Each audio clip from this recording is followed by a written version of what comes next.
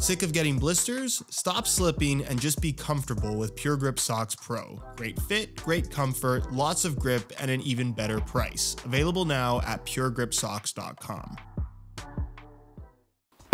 Under Armour's existence in the football boot space has been a roller coaster to say the least. They've had some amazing boots and they've had some awful ones, but given how big this brand has become and all the technology that they have, we should be expecting something pretty good from them. And I'm happy to report that inside this box, their latest product is really solid. Ladies and gentlemen, say hello to the brand new Under Armour Shadow Elite 2, their latest entry into the speed boot category, featuring a one-piece IntelliKnit knitted upper, a low-cut design, a carbon fiber sole plate, and a very unique and aggressive bladed FG stud pattern. The boots retail for $220, which is pretty reasonable considering how much other brands are charging these days, and on paper, this is pretty much everything that you would want in a pair of top-end football boots. With the big question being, are they any good? Because more than likely, Under Armour is not at the top of your list of considerations when it comes to picking out a brand new pair of speed boots.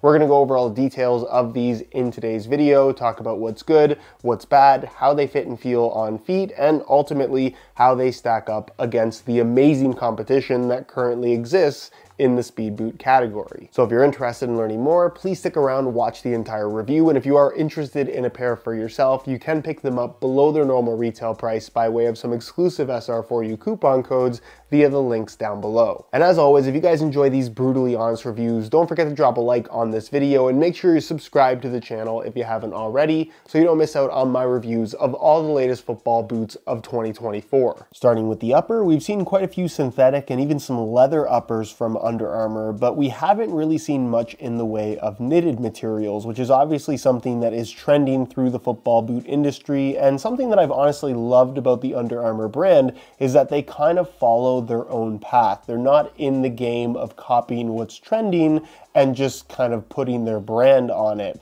This obviously isn't super unique, being that it is a knitted upper, but it is quite a bit different in terms of its overall construction compared to a lot of what's out there. It's what they're calling their IntelliKnit material, which basically has strategic zonal stretching, according to Under Armour, with an exo mesh reinforcement basically on either side of the midfoot, a thin layer of non-stretchy mesh to kind of add structure to areas of the upper that they don't want stretching too much. And I'll be honest in saying that I can't say that this upper feels particularly stretchy anywhere on the foot. If anything, the exo mesh reinforcement through the midfoot area is more noticeable than anything else, and that there's plenty of structure, and the boots as a whole feel really secure and locked down on your feet, giving them that nice responsive feel that you would want from a pair of speed boots.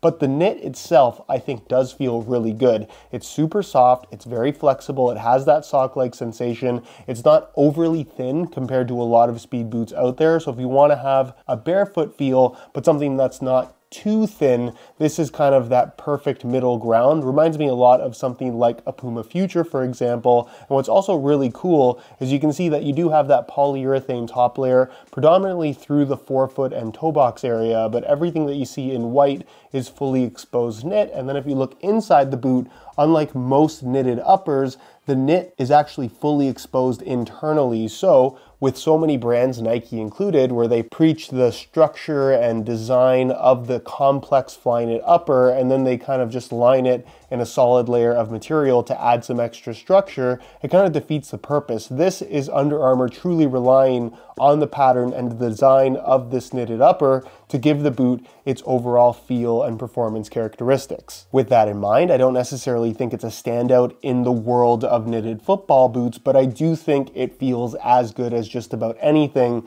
that is currently available. Of course, the boot does maintain a one-piece upper construction, giving you this elasticated knit material across the top of the foot, with of course the dual lace hole setup, where you can see the lace holes themselves are lined or reinforced with solid pieces of relatively grippy rubber. So this is kind of acting as a little bit of a striking element. I would say it's more noticeable when shooting the ball than anything else. You can see it has a little bit of a ridge design as well, but in general, I wouldn't say the additional grip from this, as significant as it might feel against your finger, is all that significant to the overall performance. You only get that little bit of extra grip if you catch it properly during a shot. Other than that, the finish on the surface of the upper is relatively smooth, and there's really not a lot of extra grip to be had.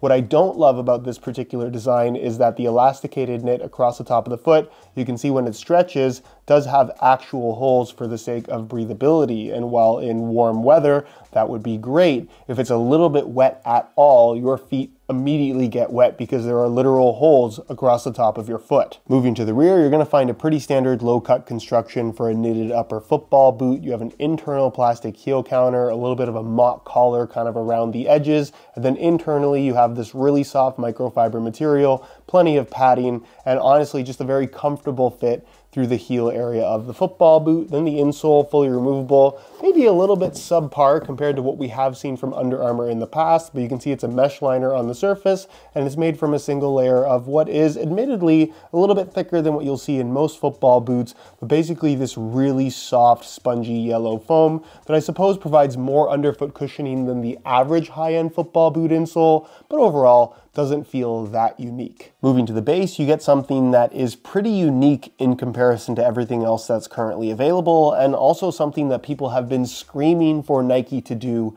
since the Mercurial Superfly 4, and that is a full-length carbon fiber sole plate, something that is not new for Under Armour. We've seen it on quite a few boots from them in the past. However, this full-length one, I would argue, is the best in terms of overall feel. It has, as you'd expect, that kind of spring back sensation without being overly stiff, and it has that unique carbon fiber underfoot feel where it really does a good job of eliminating any sort of stud pressure whatsoever. It's low profile, but still feels incredibly solid. And I know a lot of people would probably want to compare this to the carbon fiber sole plate of the Superfly 4, but I actually think this feels a lot more like the glass fiber sole plates, the silver ones that used to be featured on the Mercurial Vapor series, last seen on the Vapor 9. And then there's the FG stud pattern, which as you can see is really unusual in terms of its layout, particularly in the heel, where you have your usual 4 studs. However, 2 of them are angled in the opposite direction of what you would expect. You have one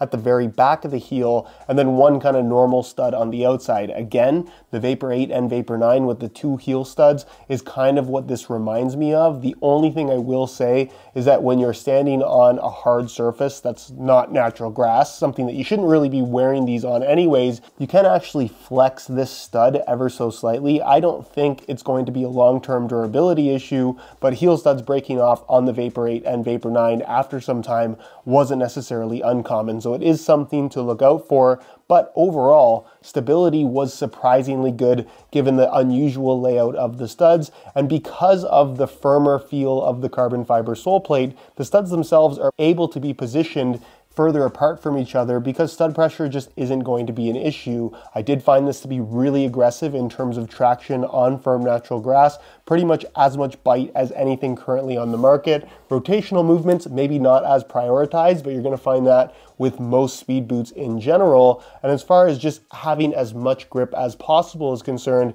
this is pretty much on par with the best of the best, and I really do like the way that it feels. Definitely not one that you would want to use on artificial grass, but on a well-kept firm ground natural grass playing surfaces, this just feels excellent. And then there's the weight, where I think it's only fair that we compare the Under Armours to what is kind of the gold standard in the speed boot category in the Mercurial Vapor 15 Elite, both in the same size, 9.5 US. We'll start off with the Mercurials, and you can see that they weigh in at 6.75 ounces, the equivalent of 191 grams. Remember those numbers, and we'll throw the Shadows on the scale, and you can see that they weigh in at 8.35 ounces, the equivalent of 237 grams. That's a pretty significant difference, and while I wouldn't necessarily consider the Shadow Elite 2s to be a heavy pair of football boots, when you're comparing them to other top-end boots in the speed category, they would technically be the heaviest ones. On feet, there really isn't much to complain about with these. I think the knitted upper feels premium, it's soft, it's flexible, it's sock-like on your feet, but still provides structure in areas where you need it to give the boots that secure, responsive feel when making quick cuts and changes of direction. I like the shaping of the heel. The padding that they've included does a good job of helping to hold it in place. The lacing system does a good job of making the upper feel like it hugs your foot very closely. And in general, I like the shaping of the toe box and forefoot area as well, being a little bit wider and a little bit more rounded. The carbon fiber sole plate underfoot, I think, is really the highlight of this football boot. It feels incredibly solid without being bulky in any way. It feels, like I said earlier in the video, a lot like the glass fiber sole plate that we got on the Vapor 8 and Vapor 9 from Nike all those years ago. And overall, there really isn't anything about these that I think makes them feel like any less of a football boot than what you'll get from the more popular options. When it comes to overall width, they have some decent width to them, although I would say it's a lower volume fit in general, particularly through the midfoot. So I think if you did have really wide feet, they maybe wouldn't be the best option for you, but generally they will work for most people. And then as far as sizing is concerned, I'm wearing these in my usual size 9.5 US, and I would say that they, for the most part, do run true to size, but maybe just a little bit smaller than average. For me, it didn't make sense to go up half a size. They still fit me good in my normal size, but if you're already wearing your boots really tight,